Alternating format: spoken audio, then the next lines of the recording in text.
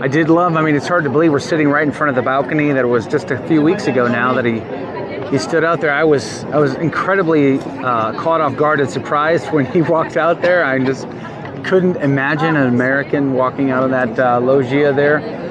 But you know, he also led the Regina Coeli. You know, his first homily was very good, I thought. You know, Latin Mass parts again. This is all, I think it's encouraging. It's headed in the right direction. Is it enough? Well, no, it's not enough, but, you know, we take every sign of truth that we have. I mean, the truth of the beauty of the liturgy, the ancient prayers that we offer, even the vestments that Pope Leo chose to wear, all of those can be little signs, but the deeper, it's all about the truth, I mean, honestly.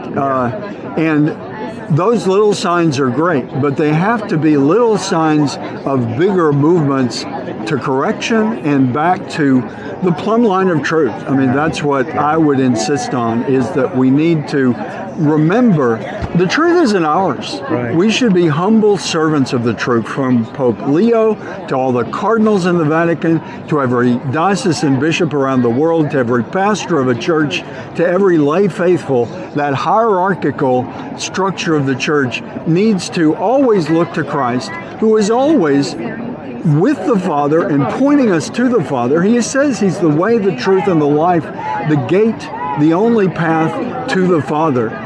All of us, Pope Leo and all of us in the church, need to remember that, and remember that every small thing we do and all the large movements of things that we try to accomplish, we need to be always the course corrections for that plumb line of truth that flows from the Sacred Heart of Christ. It always has to be our guide.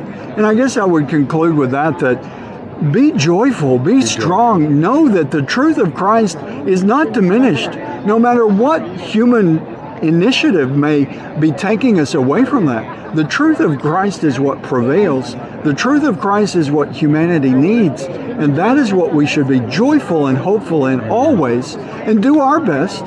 Fathers of families like yourself, mothers of families, individuals, children responding obediently to their parents.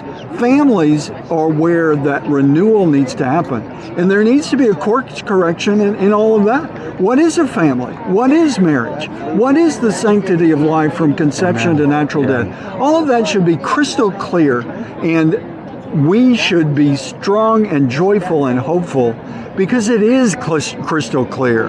When we know the truth, it sets us free, and we know that it guides us. The world can add in all kinds of confusing voices, even sadly from popes and from cardinals and from leaders in the church. But when those voices become confusing, we should gravitate back immediately to that plumb line of truth that is Christ, and pray for those who may be saying something that is contrary to the faith, but not follow them.